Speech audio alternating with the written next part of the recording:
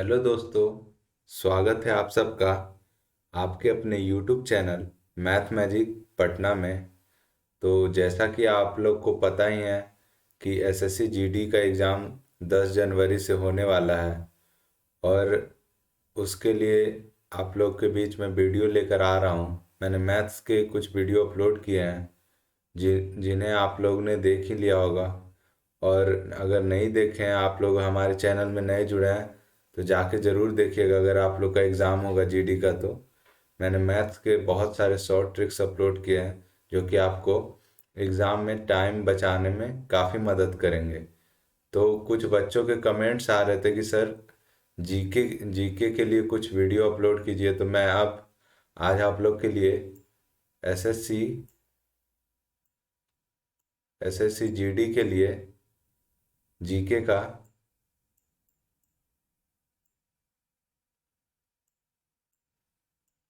लाया हूँ सेट।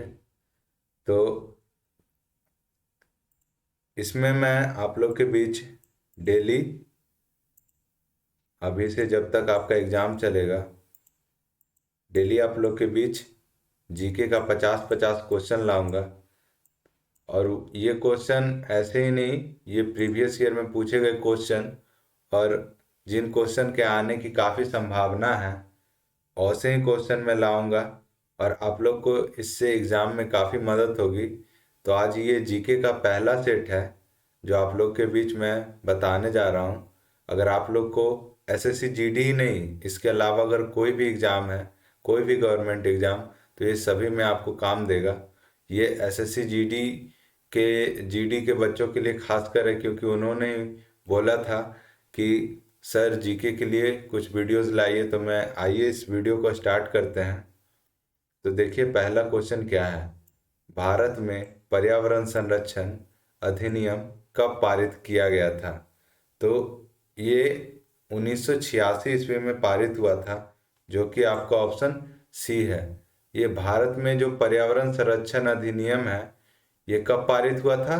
1986 में, जो कि कुछ बच्चों को पता ही होगा क्योंकि ये क्वेश्चन बहुत बार एग्जाम में पूछ लिया गया है। आइए देखते हैं दूसरा क्वेश्चन क्या है। निम्नलिखित में कौन एक कृत्रिम परितंत्र है? तो देखिए ऑप्शन ए क्या है, वन। ऑप्शन बी समुद्र। ऑप्शन सी झील। ऑप्शन डी बगीचा। तो आप लोग को पता ही होगा कि कृत्रिम किसको बोलते हैं, जो मानव द्वारा निर्मित है। और इसमें क्या पूछ रहा है कि कृत्रिम परितंत्र कौन है?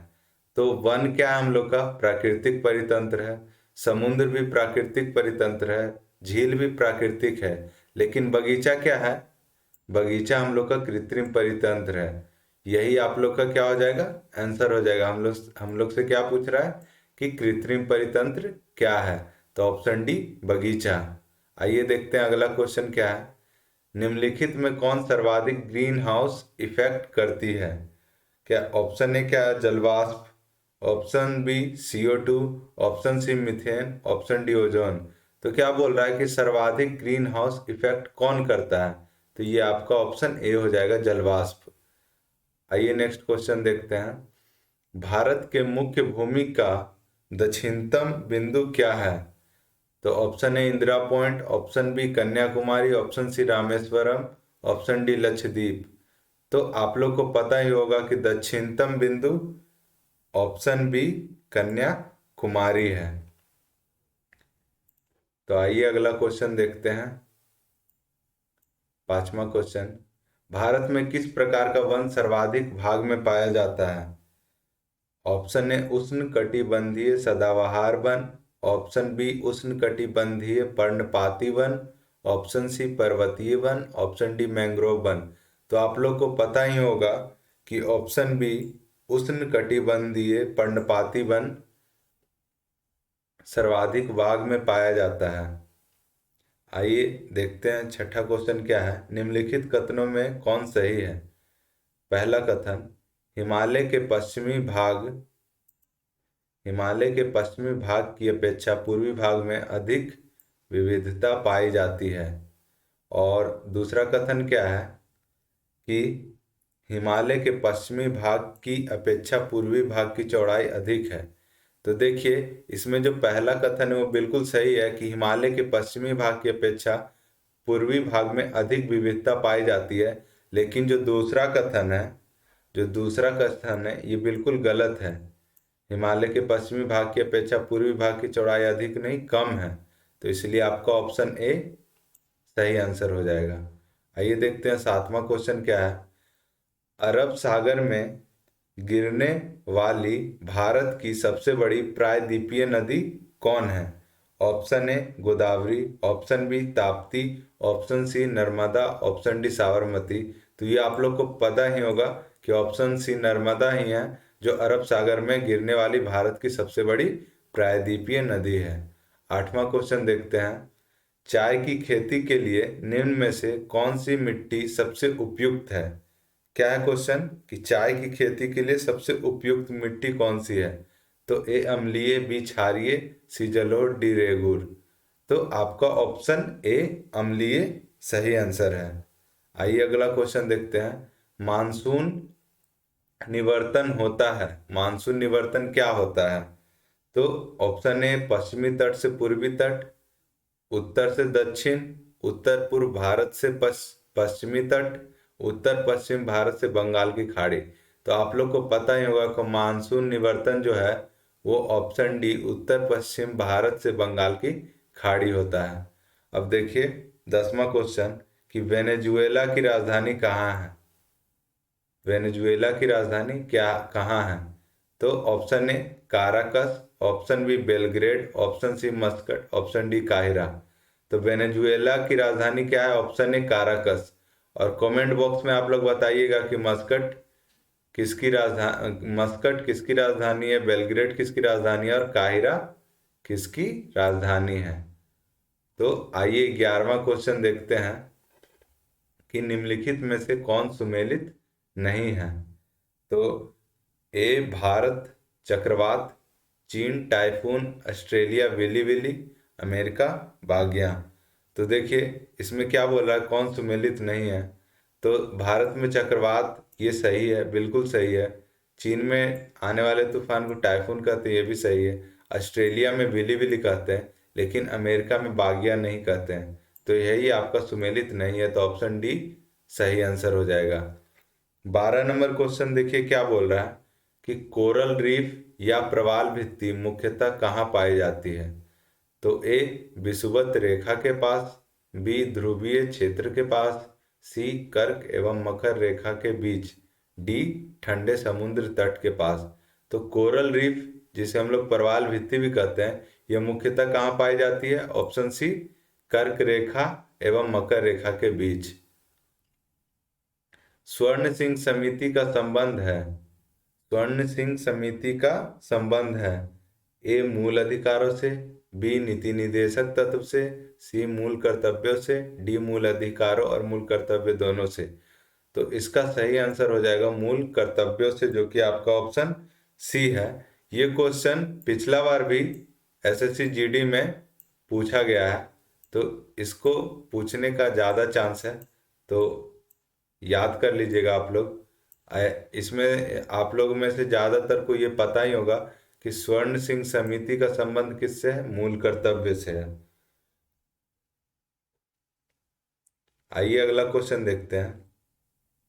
नियोजित एवं मानवीय कार्य दशाओं तथा मातृत्व सहायता के लिए उपबंध संविधान के किस अनुच्छेद में किया गया है?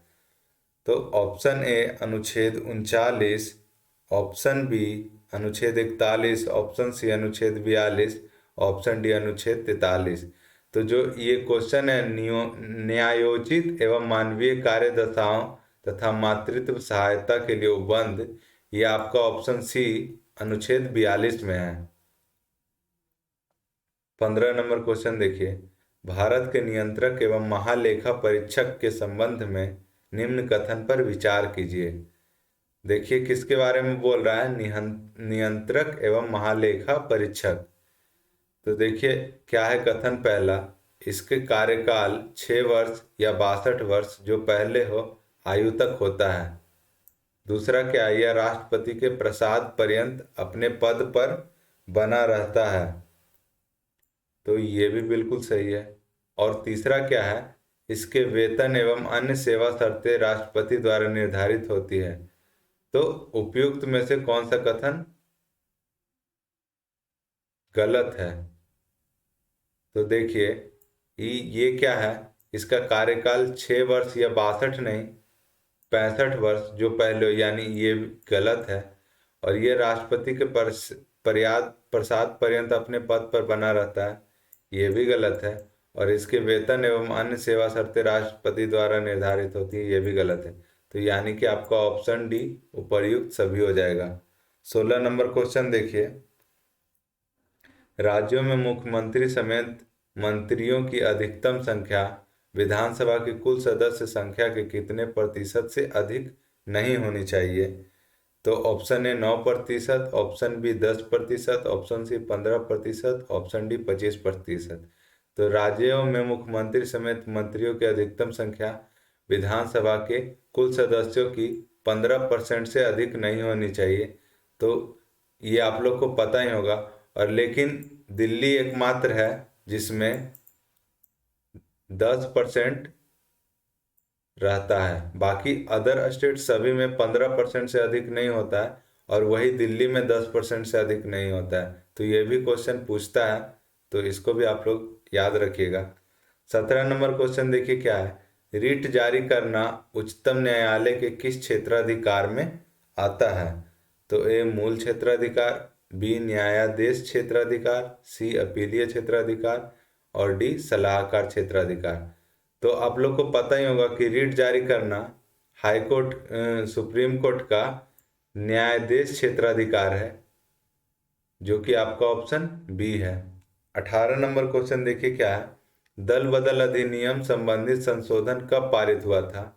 ए 1964, बी 1985, सी 1984, डी 1979।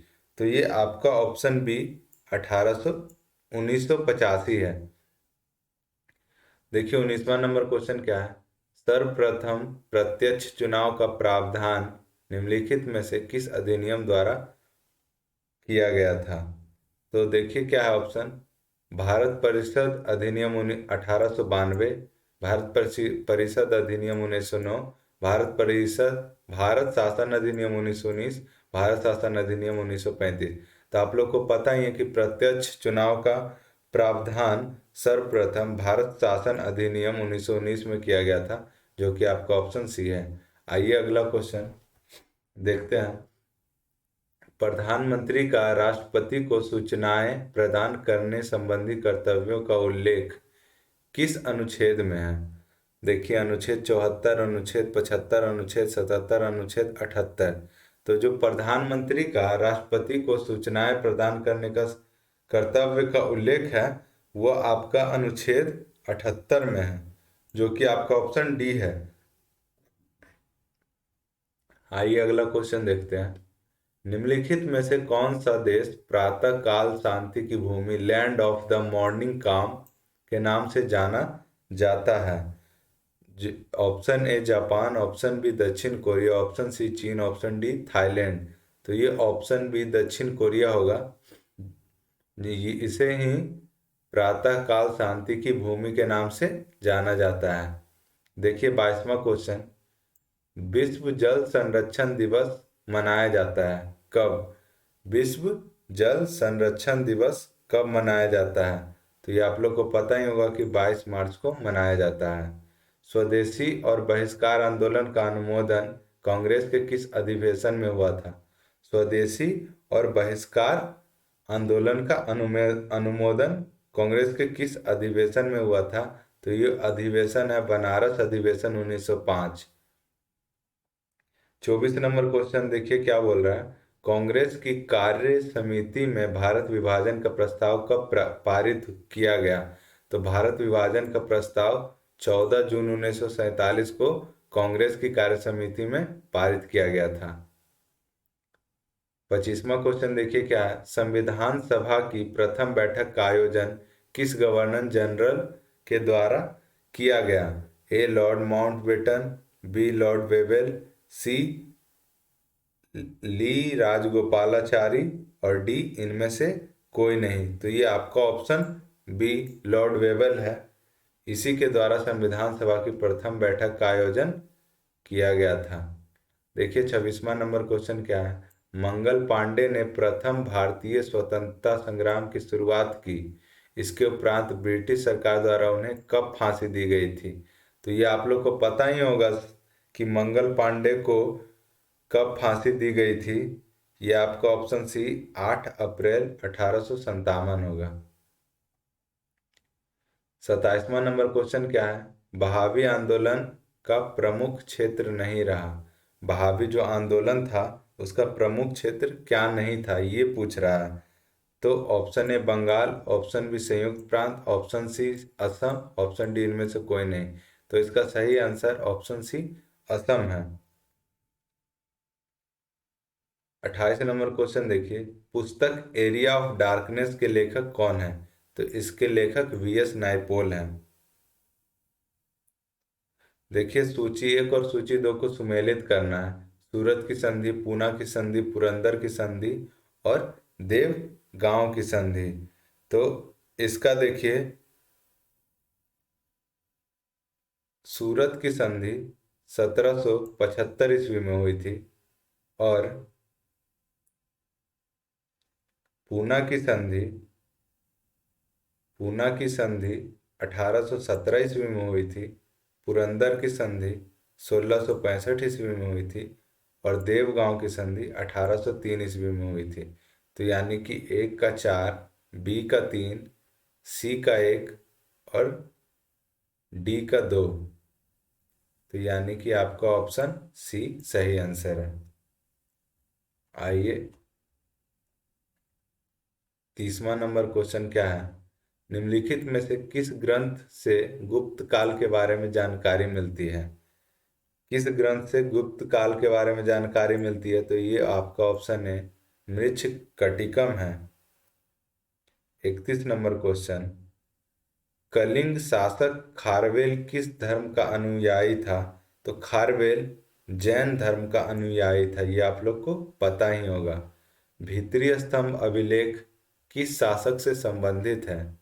भीतरी स्तंभ अभिलेख स्कंदगुप्त से संबंधित है। ये आपका एसएससी सीजीएल में जो हाल ही एग्जाम हुआ है उसमें पूछा गया क्वेश्चन है कि भीतरी स्तंभ का अभिलेख किस शासक से संबंधित है। तो इसका सही आंसर क्या है, स्कंदगुप्त। दक्षिण भारत 33 नंबर क्वेश्चन देखिए क्या है। दक्षिण भारत में स्थित कैलाशनाथ मंदिर किस शासक के द्वारा निर्मित है। तो ये पल्लव शासक के द्वारा निर्मित किया गया था। जो दक्षिण भारत में कैलाशनाथ मंदिर है वो किस शासक द्वारा निर्मित है। तो पल्लव पल्लव शासक द्वारा। 34 नंबर क्वेश्चन क्या है कि सिकंदर की मृत्यु के बाद भारत ने अपनी गर्दन से दास्ता का जुआ उतार फेंका, साथ ही अपने गवर्नर की हत्या कर दी। इस मुक्ति युद्ध का नायक सेड्रोकोट्स था। चंद्रगुप्त के विषय में यह किसने लिखा। यह जो कथन है कि सिकंदर की मृत्यु के बाद, ये कथन चंद्रगुप्त के विषय में किसने लिखा, ये हमारा क्वेश्चन पूछ रहा है। तो ये जो कथन है ये एरियन ने लिखा था। ध्वनि का प्रभाव मानव के मस्तिष्क में संवेदन कितने समय तक रहता है। तो ध्वनि का प्रभाव आप लोग को पता ही है कि 1/10 सेकंड तक रहता है। 36 नंबर क्वेश्चन देखिए। नेत्र में प्रवेश करने वाले प्रकाश की मात्रा का नियंत्रण निम्न में से किस अंग द्वारा किया जाता है। तो ये आइरिस है। रक्त की अशुद्धियां किस अंग द्वारा जा किस अंग में जाकर छनती है। जो रक्त की अशुद्धियां हैं उसका मतलब किस अंग में वो छनती हैं। तो ये आप लोग को पता ही है कि ये वृक्क में हम लोग का रक्त का शुद्धिकरण होता है। रक्त का कितना प्रतिशत भाग प्लाज्मा होता है। रक्त का कितना प्रतिशत भाग प्लाज्मा होता है। तो ये ऑप्शन सी 55 से 60%। हमारे जो रक्त का 55 से 60% भाग होता है वो क्या होता है, प्लाज्मा होता है। आइए नेक्स्ट क्वेश्चन क्या है 39 नंबर कि एक पौधे और पुष्पन होने के लिए उत्तरदायी हार्मोन क्या है। तो या इसका आंसर ऑप्शन डी फ्लोरीजीन हो जाएगा। 40 नंबर क्वेश्चन देखिए क्या है इंद्रधनुष किसके कारण होता है? तो ये आप लोग को पता ही होगा कि परावर्तन और अपवर्तन दोनों के कारण होता है। 41 नंबर क्वेश्चन देखिए क्या है कि एक ही पदार्थ के अणुओं के बीच कार्यकारी आकर्षण बल को क्या कहा जाता है? तो इसको ससंजक बल कहा जाता है। 42 नंबर क्वेश्चन देखिए क्या, किसी अभिक्रिया में भाग लेने वाले पदार्थ क्या कहलाते हैं? तो ये आप लोग को पता ही है कि भाग लेने वाले पदार्थ अभिकारक कहलाते हैं, और जो मतलब अभिक्रिया के बाद जो बनता है उसे प्रतिफल कहते हैं। क्षारक को जल में घोलने पर क्या मुक्त होता है? जब किसी क्षारक को जल में घोला जाता है तो वो कौन सा आयन देता है? OH माइनस आयन देता है। नींबू के रस का पीएच मान कितना होता है? तो नींबू के रस का पीएच मान 2.2 होता है। आइए देखिए 45वां नंबर क्वेश्चन क्या है। बादल और वायुमंडल का तैरना किस कारण होता है? बादल और वायुमंडल का तैरना किस कारण होता है? तो इसका आंसर ऑप्शन डी, श्यानता के कारण होता है। छाया में पनपने वाले पौधे को क्या कहते हैं? छाया में पनपने वाले पौधे को क्या कहते हैं? तो छाया में पनपने वाले पौधे को सीओफाइट्स कहते हैं। 47वां नंबर क्वेश्चन क्या है कि मेन रहीन अंतर्राष्ट्रीय सीमा रेखा किन दो देशों के बीच है? मेन रहीन जो सीमा रेखा है वो किसके किसके बीच है? तो ऑप्शन ए, रूस एवं फिनलैंड के बीच है। जैव विविधता दिवस कब मनाया जाता है? ये आप लोग को पता ही है कि जैव विविधता दिवस 22 मई को मनाया जाता है। आइए देखिए 49वां क्वेश्चन, राष्ट्रीय खाद्य सुरक्षा मिशन NFSM की शुरुआत किस वर्ष की गई? तो ये 2007 में इसकी शुरुआत की गई थी। और 50वां और आखिरी क्वेश्चन देखिए क्या है, भारत में मुद्रास्फीति के प्राक्कलन का सबसे प्रचलित माप क्या है? तो इसका आंसर ऑप्शन सी, CPI है। तो देखिए ये टॉप 50 क्वेश्चन मैं आज लेके आया था। इसमें हिस्ट्री से रिलेटेड, इकोनॉमिक्स, पॉलिटी और साइंस, लगभग हर क्षेत्र से इसमें क्वेश्चन मैंने लाया है। आप लोग देखे ही होंगे। तो आप लोग क्या कीजिएगा कि आप लोग का कितना सही हुआ, आप लोग अपना स्कोर कमेंट बॉक्स में ज़रूर बताइएगा कि आप लोग को 50 में से कितने मार्क्स आए हैं। और इसका PDF भी मैं डिस्क्रिप्शन बॉक्स में दे दूंगा, टेलीग्राम चैनल का लिंक। आप वहां से टेलीग्राम चैनल में जाके PDF को डाउनलोड कर सकते हैं। तो इसका PDF और इसका आंसर जो है वो दोनों मैं टेलीग्राम चैनल पे डलवा दूंगा। तो आज ये पहला सेट था, ये हम लोग का GK का पहला सेट था। और ये सेट जब तक SSC GD का एग्ज़ाम नहीं हो जाता तब तक कंटिन्यूली जारी रहेगा। और आप लोग को GK मैथ का मैं वीडियो अपलोड कर ही रहा हूँ, GK का कर ही रहा हूँ। अगर और किसी चीज़ का वीडियो चाहिए तो आप लोग कमेंट कीजिएगा, मैं उस क्षेत्र में भी वीडियो बनाऊंगा।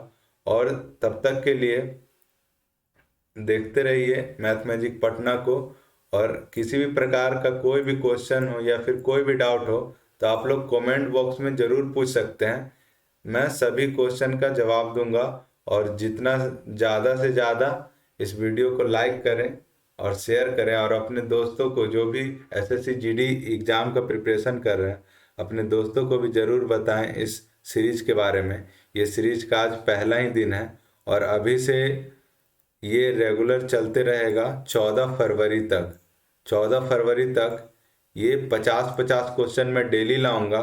और सोच लीजिए तब तक आप लोग का जीके का मजबूत, मतलब कि आप लोग को फिर जीके में कोई दिक्कत नहीं होगा कोई भी एग्ज़ाम में। और मैं ऐसा नहीं कि इसमें मतलब जहाँ तहाँ से क्वेश्चन ला रहा हूँ, मैं ये क्वेश्चन प्रीवियस ईयर और फिर जो क्वेश्चन आने का आशा है वही सब क्वेश्चन डालूंगा। और सभी क्षेत्र को करूँगा कवर, जैसे इकोनॉमिक्स का भी कुछ क्वेश्चन रहेगा, कुछ क्वेश्चन पॉलिटी का भी रहेगा, कुछ हिस्ट्री का भी रहेगा, कुछ साइंस का भी रहेगा। तो मैं सभी क्षेत्र से क्वेश्चन लाऊंगा। तो यही था आज के वीडियो में। तब तक के लिए जय हिंद, जय भारत, थैंक यू।